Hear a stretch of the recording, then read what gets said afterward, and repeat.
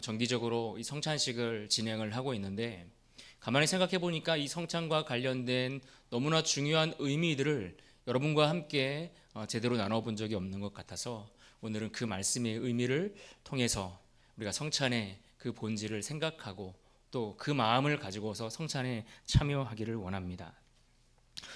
성찬이라는 것은 교회에서 행하는 수많은 예식 가운데 하나 정도로 여겨질 때가 있지만, 사실은 그보다도 더 중요한 어떤 교회의 심장과 같은 그러한 예식이라고 이야기할 수 있습니다. 오늘날은 물론 현실적인 문제 때문에 매주일 드리지 못하고 있지만, 그러나 교회들마다 또 형편에 따라 매주일 성찬을 드리는 교회들도 있습니다. 할 수 있다면 매주일 드릴 수 있으면 그것이 더 좋은 것이기도 합니다. 특별히 개혁주의 신앙 안에서 우리가 하나님의 은혜가 임하는 은혜의 수단이 무엇인가 라고 할 때에 주로 세 가지를 가르치고 세 가지를 말씀하는데, 첫 번째는 말씀이고, 두 번째는 기도고, 세 번째는 성례, 즉 성찬입니다. 그러니까 성찬을 하나님의 은혜가 우리 가운데 임하는 수단으로 보았을 만큼 너무나 중요한 시간이라는 겁니다. 왜 교회가 존재하는지, 교회가 무엇을 믿는지, 누구를 따르고 무엇을 붙드는지를 바로 이 성찬을 행하는 이 시간을 통해서 우리가 확인할 수 있기 때문에 그렇습니다.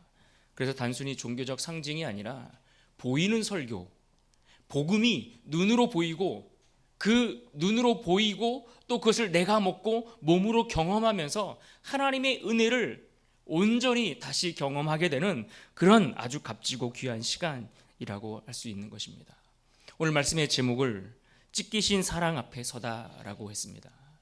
오늘 이 성찬의 본질과 그 의미를 주어진 말씀 속에서 다시 한번 새길 때에 실제 참여하는 이 성찬 속에서도 그와 같은 주님의 사랑을 깊이 누리는 우리 모두가 될 수 있기를 간절히 바랍니다.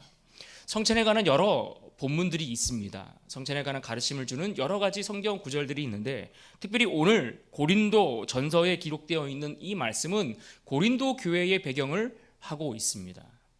고린도 교회는 어떤 교회입니까? 고린도 교회는 방언이나 또 병 고치는 은사나 여러 가지 다양한 은사, 예언, 지식, 이런 부분들에 있어서 차고 넘쳤던 교회가 바로 고린도 교회입니다. 이처럼 그 교회는 겉으로 볼 때에 이와 같이 영적인 교회, 영적인 공동체처럼 보이는 것이 사실입니다. 그러나 실제 그 내부로 들어가 보면 고린도 교회는 그 어떤 교회보다 다툼과 갈등, 분열, 싸움, 이런 것들이 너무나 심했던 그런 교회였습니다. 특별히 부자와 가난한 자의 대립, 또 각종 파벌로 인한 다툼, 교만과 무질서, 이러한 것들이 교회의 혼란을 더 가중시키는 그런 일들이 계속되고 있었습니다. 한마디로 그들이 받은 은혜는 어느 교회보다 누구보다 컸지만, 그러나 그 안에는 사랑이 사라져버린 그러한 교회, 그러한 공동체였다라는 것입니다. 그래서 오늘 바울은 적어도 오늘 고린도 전서의 말씀을 통해서 그들의 영적인 문제를 다루기를 원했습니다. 그들이 처한 이 영적인 문제를 다루고 또 가르쳐 주면서 특별히 성찬에 관한 문제도 함께 다루고 있는 겁니다. 당시 초대교회가 드렸던 성찬식의 모습을 생각해 보면 오늘 우리의 모습과 조금 다릅니다. 우리는 작은 떡과 작은 잔을 나누는 방식으로 진행을 하지만, 당시에는 함께 모여서 식사를 하면서 그 식사 자리에서 함께 먹고 마시며 그렇게 예식을 진행했습니다. 문제는 그 예식에 가난한 자와 부자가 함께 참여했다는 겁니다. 여러분 잘 생각해 보십시오. 부자와 가난한 자들, 어떤 부류의 사람들이 정한 시간에 잘 맞춰서 올 수 있을 것 같습니까?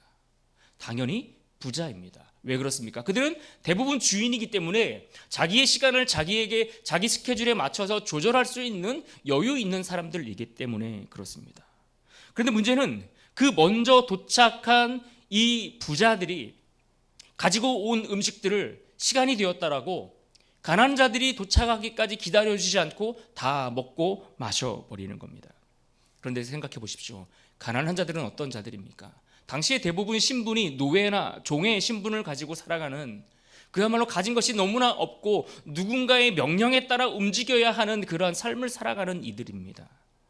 그래서 그들은 빨리 오고 싶어도 주인이 시킨 일을 다 하지 않으면 매를 맞기 때문에 빨리 갈 수가 없는 겁니다. 주인이 오늘따라 일을 많이 시키면 제 시간을 맞춰서 성찬 예식이 있어도 그 예식에 시간을 맞춰 도착하기가 어려운 겁니다. 게다가 그들이 싸우는 음식들, 각자 먹을 것을 조금씩 싸우는데 이 음식, 가난한 자들이 싸우는 음식이 얼마나 먹을 만한 것들이 있겠습니까? 편변치 않은 도시락, 음식들. 그래서 늘 가난한 자들이 도착하면 변변치 않은 음식들, 부자들이 먹고 남긴 그러한 찌꺼기 같은 그런 음식들 앞에서 그것을 먹고 마시며 성찬에 참여하는 일들이 반복되었으니 이것이 진짜 성찬의 바른 의미를 나타낼 수 있고 드러낼 수 있었겠는가 하는 겁니다. 성찬의 자리에서조차 하나 되지 못하고 차별과 멸시가 일어나고 있는 이러한 현실들, 상황들, 이런 문제에 대해서 오늘 사도 바울이 성찬에 대한 본질과 의미를 가르쳐 주고 있는 것입니다. 오늘 그래서 우리는 말씀 속에서 한 절 한 절 우리가 천천히 보면서 그 의미들을 조금 생각해 보면 좋겠습니다. 먼저 23절 상반절을 보시면 내가 너희에게 전한 것은 주께 받은 것이니 라고 표현했습니다. 여기에 보시면 바울이 굉장히 이 표현이 우리는 그냥 쉽게 읽을 수 있는 표현이지만 굉장히 단호하고 분명하게 전달하고 있는 그런 어조를 사용하고 있는 것을 우리는 원문의 의미를 통해서 이해할 수 있습니다. 바울이 사용하고 있는 두 가지 단어가 강조되고 있는데 내가 받았다, 내가 전달한다, 내가 너에게 전하고 있고 내가 받은 것이다, 이 두 단어를, 이 동사를 강조해 주고 있습니다. 이 두 단어는요, 특별히 유대 전통 속에서 뭔가 중요한 진리를 전달하고자 할 때에 주로 사용되는 단어가 이 구절 속에서 사용된 겁니다. 그러니까 다시 말해서 바울은 지금 너희에게 설명하고 있는 성찬이라는 이 예식이 그저 사람들의 필요에 따라 어떤 당시의 어떤 문화에 의해서 아니면 교회가 종교적 의식을 위해서 만들어낸 것이 아니라 바로 예수님께서 가르쳐 주신, 예수님께로부터 직접 받은 그 가르침을 따라 행하고 있는 것이다, 이것을 강조하는 겁니다. 그러니까 바울이 지금 성찬을 예수님께 직접 받은 내용이다라는 것을 말하면서 그러하기에 성찬을 교회 마음대로 어떤 사람들의 생각처럼 임의로 이렇게 저렇게 바꾸거나 축소시키거나 확대하거나 그렇게 할 수 없는 불변의 명령이라는 겁니다. 그래서 우리가 오늘도 왜 성찬식을 행합니까? 절기가 되어서 때가 되어서 행하는 것이 아니라 주께서 우리에게 말씀하셨기 때문입니다. 너희가 이 성찬식을 통해서, 성찬의 본질을 통해서 그리스도의 사랑을, 하나님 아버지의 은혜를 깨닫기를 원하시는 주님의 명령이 있으셨기에 오늘 우리가 행하는 것 여러분 기억할 수 있기를 바랍니다. 그래서 우리는 이 성찬을 행할 때마다 미리미리 이 성찬을 준비하고 기도하는 것이 필요한 겁니다. 여러분 가만히 생각해 보시면 성찬식이 있기 한 주 전에 늘 교회에서는 광고를 했습니다. 성찬식이 다음 주에 있습니다. 기도하며 준비하십시오.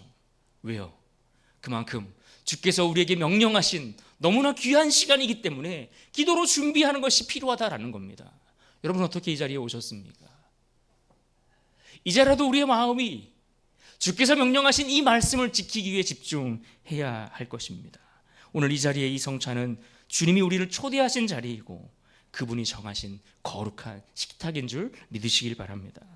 또 이어서 바울은 성찬에 대해서 설명하면서 두 가지 동사를 또한 강조하고 있는데 23절 하반절과 24절 상반절 말씀입니다. 곧 주 예수께서 잡히시던 밤에 떡을 가지사 축사하시고 떼어 이르시되, 축사하시고라는 단어와 떼어라는 이 단어를 보십시오. 축사하다라는 이 단어의 다른 의미는 감사하시고 감사라는 의미로 해석할 수 있습니다. 이것이 성찬의 또 다른 이름입니다. 왜냐하면 성찬은 하나님이 우리에게 주신 그 은혜에 대한 감사로 참여하는 것이기 때문에 그렇습니다. 이 감사는 어떤 감사입니까? 형편에 따라 이렇게 저렇게 좌지우지되는 그런 감사를 이야기하는 것이 아닙니다. 내 형편이 좋아서, 오늘은 내 삶이 건강하고 내 삶이 부유하고 가진 것이 있어서 감사하거나, 아니면 내 상황이 힘들고 어렵고 아프고 병들고 고통스러운 시간들을 보내고 있어서 감사할 수 없는 그런 식의 감사가 아니라 내 형편과 상관없이 예수 그리스도께서 날 위해 오르신 그 십자가의 사랑을 기억하며 드리는 그러한 감사를 의미합니다. 특별히 떼어 주셨다라는 표현을 썼습니다. 떼어. 떡을 떼다. 여기서 말하는 떼어라는 이 단어는 부드럽게 나누는 의미가 아닙니다. 찢고 부수고 완전히 파멸시키는 그런 의미의 떼다라는 단어입니다. 그러니까 우리가 성찬식을 나눌 때 우리는 잘 이미 떼어지고 나누어진 떡을 이렇게 얌전하게 나눌 뿐입니다. 그러나 실제로 의미는 떡을 찢어버리는 겁니다. 찢어서 뜯어내어 찢고 부수고 파멸하는, 다시 말해 예수 그리스도의 십자가의 그 사건, 다시 말해서 십자가에서 예수님의 몸이 그렇게 찢기지고 부서지고 그 몸이 완전히 다 상하기까지 우리에게 내어주신 그 십자가의 사랑을 기억하고 의미하는 그 표현이 이 떼어라는 단어입니다. 그래서 오늘 말씀 제목도 그냥 사랑이라고 표현하지 않았습니다. 찢기신 사랑, 그 몸이 완전히 찢겨 우리에게 내어주신 사랑, 그 사랑을 기억하는 것입니다. 그러므로 성찬은 단순한 과거의 사건을 기억하는 정도가 아니라 그리스도의 고난과 그분의 희생을 성령 안에서 우리가 실제로 경험하도록 하는, 그렇게 주신 은혜의 자리입니다. 그러므로 여러분이 성찬에 참여할 때마다 개인적으로 던져야 할 질문이 있다면, 나는 과연 그리스도의 그 몸이 찢겨지기까지 나를 사랑하신 그 사랑으로 인해 오늘 살아가고 있는가? 라는 질문을 던져야 하는 겁니다. 주님이 그 몸을 찢어 나를 구원하셨는데 나는 그 사랑에 힘을 얻어 살아가고 있는가 하는 겁니다. 또 바울의 계속되는 가르침을 보시면 예수님께서 하셨던 말씀들을 전하고 설명해 주고 있는데 24절 하반절에 이것은 너희를 위하는 내 몸이니 라고 했습니다. 위하다라는 것은 대신하다, 대속하다라는 의미입니다. 단지 성찬의 떡이 몸을 상징하는 것을 넘어 그것은 내 몸을 대신하여 찢겼다, 이것을 강조하고 있는 겁니다. 십자가에서 내 몸이 찢겨지고 부서져야 했었는데 내 몸 대신 그리스도의 몸이, 나의 육체가 아닌 예수 그리스도의 육체가 찢겨지고 부서졌다라는 겁니다. 특별히 몸이라는 단어는 우리의 육체를 넘어 예수께서 우리에게 행하신 그 구원의 사역 전체를 의미하는 표현의 단어이기도 합니다. 그래서 우리가 성찬에서 떡을 먹을 때마다 그리스도의 생명에 참여하는 그런 행위인 것을 여러분 기억하셔야 합니다. 그리고 그 행위를 통해 성령께서 오늘 우리를 그리스도의 몸과 하나로 연합하도록 묶어주신다는 사실과 그 믿음을 가지고서 참여하셔야 하는 겁니다. 특별히 이 성찬을 가리켜서 예수님은 24절 말씀에 보면 이것을 행하여 나를 기념하라고 당부하셨습니다. 기념하는 것은 무엇입니까? 과거에 있었던 사건을 암기하듯 떠올리는 정도가 아닙니다. 기념하라는 이것은 과거의 기억들을 넘어서 그 과거의 사건을 현재에 재현하고 재현하여 그 사건에 참여하는 것을 뜻합니다. 과거에 있었던 사건이지만 그것이 오늘 이 시간 우리의 심령과 우리의 삶 가운데 다시 재현되어서 예수 그리스도의 십자가의 그 사건 가운데 내가 참여하는 것을 의미합니다. 과거를 지나 그저 과거에 묻힌 사건 정도가 아니라 우리 기억 속에서 다시 살아나는 사건인 겁니다. 그래서 성찬을 통해서 우리는 예수님께서 오르셨던 그 십자가의 사건을 과거의 사건으로 보지 아니하고 오늘 나의 삶 속에서 이루어진 오늘의 사건으로 그렇게 받아들이고 이해하셔야 하는 겁니다. 우리의 기억이라는 것은 늘 한계가 있습니다. 우리가 받은 은혜, 좋은 일, 기뻤던 일 금방 잊어버립니다. 여러분이 작년에 받았던 생일 선물, 어떤 특별한 일, 좋은 일, 여러분 다 기억하십니까? 기억할 수는 있겠죠. 그러나 그 기억은 할 수 있을지 모르나 그 좋았던 기쁨, 감사했던 감격, 감동, 그것까지 우리가 다 기억하고 유지하기에는 너무나 한계가 있다라는 이야기입니다. 아무리 큰 은혜를 입었어도 시간이 지나면 우리는 그 감격과 감동을 잊어버립니다. 그것이 우리의 연약한 인간의 존재, 우리의 현실, 우리의 모습입니다. 우리는 그렇게 잊어버리는 존재입니다. 그렇게 잊고 살아가는 겁니다. 주님의 십자가조차도. 나를 위해 모든 것을 내어주신 그 예수 그리스도의 그 위대하신 십자가의 사랑을, 그 사건을, 그 감격을, 그 감동을 우리는 잊고 살아가는 겁니다. 그래서 오늘 주님은 오늘 드리는 이 성찬의 예식을 통해서 영적으로 다시 재설정하도록 성찬이라는 버튼을 우리에게 마련해 주시는 겁니다. 그래서 이 성탄이라는 버튼을 누르고 그것에 참여할 때마다 십자가의 그 사건과 그 감격과 그 감동을 다시 우리 삶에 재현하도록 하시는 겁니다. 그러므로 우리가 성찬을 받을 때마다 우리는 잊고 있었던 복음의 기억들을 다시 되새겨 우리 심령 가운데 새겨야 할 것입니다. 잊고 살았던 은혜를 내 삶에 비춰주는 시간인 것을 우리가 기억하고 그 은혜를 바라보며 나아가야 하는 것입니다. 그러나 성찬은 이처럼 과거에 있었던 그 십자가를 돌아보는 시간만은 아닙니다. 이것은 과거를 지나 현재를 거쳐 다가올 미래를 향해 나아가고 있는, 다시 말해 다시 오실 주님을 기대하는 소망을 품게 하는 시간이 또한 이 성찬의 시간입니다. 오늘 26절 말씀 같이 화면을 보고 함께 읽겠습니다. 시작. 너희가 이 떡을 먹으며 이 잔을 마실 때마다 주의 죽으심을 그가 오실 때까지 전하는 것이니라. 여기서 전하는 것이니라 라고 한 이 단어를 보시면 선포하다, 증언하다, 다시 말해서 복음을 말없이 선포하는 행위, 이것이 성찬이라는 겁니다. 이 성찬의 예식 자체가, 이것을 의미하는 것 자체가 복음을 우리가 말로 하지 않지만 그 복음을 실제로 눈으로 보고 먹으며 경험하고 누리는 복음의 선포와 같다라고 말씀하고 있는 겁니다. 그런데 그 방향이 어디로 가고 있습니까? 주님이 오실 때까지, 과거도 아니고 현재도 아니고 미래에 장차 오실 예수 그리스도의 재림, 그 방향으로 향하고 있다라는 이야기입니다. 그래서 성찬에 참여하면서 우리는 과거의 그 십자가의 사건을 오늘 경험하고 누릴 뿐만 아니라 더 나아가 장차 오실 그리스도의 재림을 기대하고 바라보는 소망으로 나아가야 하는 것입니다. 과거와 현재 그리고 미래라는 이 시간의 세 축을 연결하는 것이 바로 이 성찬의 시간인 겁니다. 그러므로 여러분 성찬을 받으실 때마다 또 한 번 여러분 마음속에 기도하고 간구해야 할 것이 무엇입니까? 주님, 내가 주님 다시 오시는 그날까지 흔들리지 않겠습니다.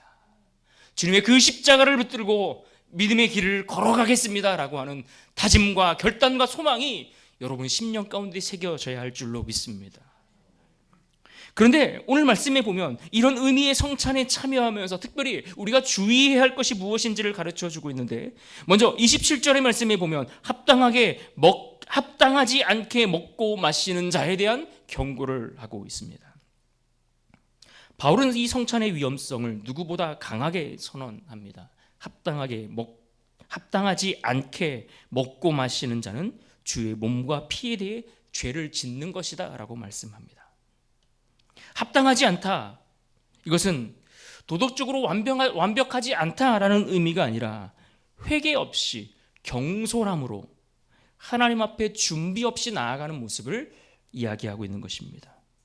그러니까 성찬을 참여하는 우리의 자세, 태도를 말하는 겁니다. 거룩함이 없는 교만한 마음들. 성찬은 죄인이 참여할 수 없는 예식이다, 이것을 강조하는 게 아니라 회개하는 죄인에게 열려있는 자리라는 것을 오히려 가르쳐주고 있는 말씀입니다. 그래서 우리는 이 예식에 참여할 때마다 우리가 하나님 앞에 드려야 할 진실한 죄의 고백이 무엇인지를 생각하셔야 됩니다. 우리가 그리스도의 그 십자가의 사랑 앞에 합당하게 살지 못했던 모습들이 무엇인지를 우리가 떠올려 보셔야 합니다. 특별히 28절에 보시면 사람이 자기를 살피고 그 후에야 이 떡을 먹고 이 잔을 마실 수 있다라고 말씀하셨습니다. 살피라는 겁니다. 정밀하게 나를 진단하고 검토해 보라는 말씀입니다.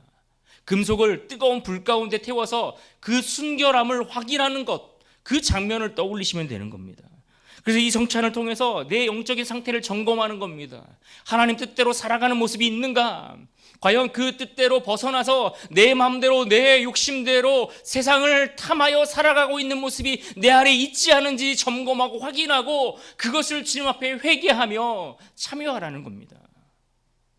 오늘 이 시간 성찬을 앞두고 성령께서 오늘 바울의 이 가르침과 같이 우리의 심령과 영혼을 비추어 주실 것입니다.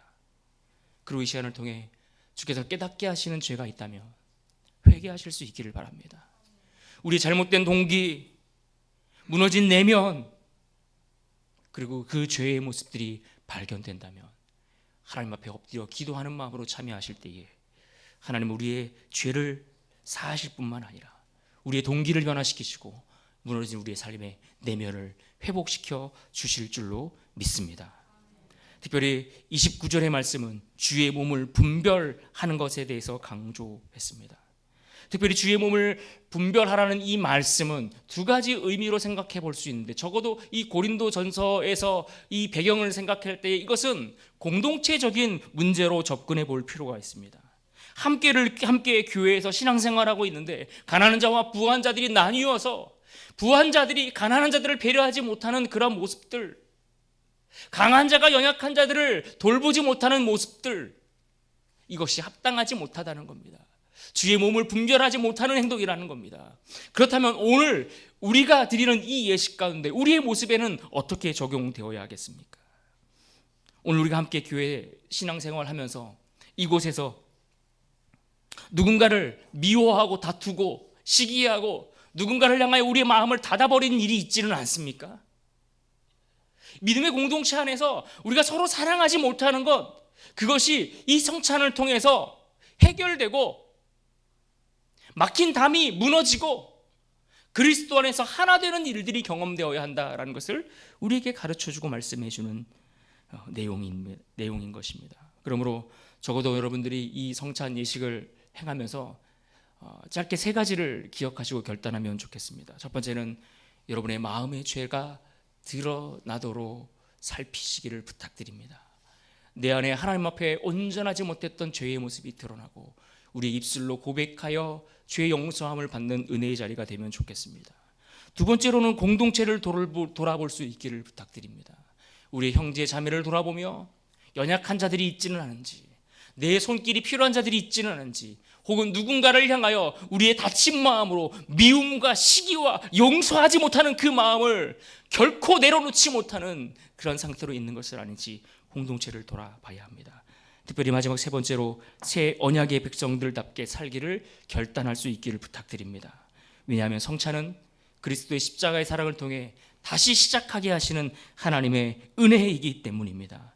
이와 같은 과거의 기억을 떠올리는 것만으로 끝나지 아니하고 이 예식을 통해 반드시 여러분의 삶이 내일로 미래로 향하는 믿음의 결단으로 이어질 수 있기를 주님의 이름으로 축복합니다.